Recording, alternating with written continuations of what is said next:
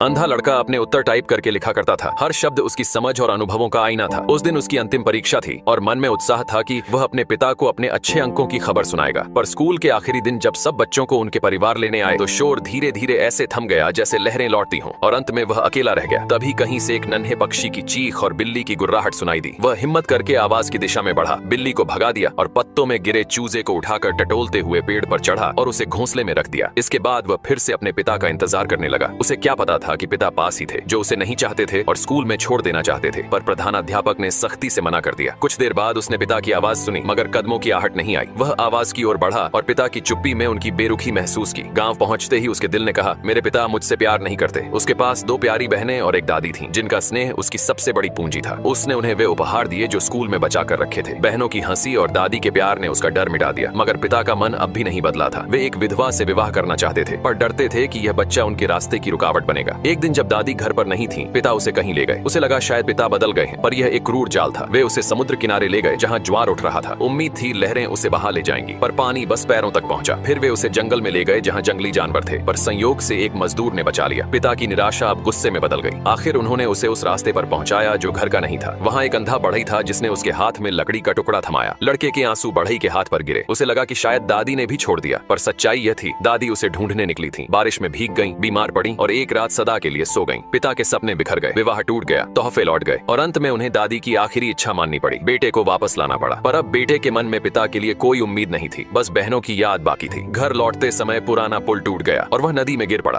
तभी पिता के भीतर पहली बार सच्चे प्रेम की चिंगारी जगी। वे उसे बचाने के लिए नदी में कूद गए, मगर जब होश आया और उन्होंने बेटे को किनारे पर पाया, तब तक वह बालक स्वर्ग के रंग देख चुका था।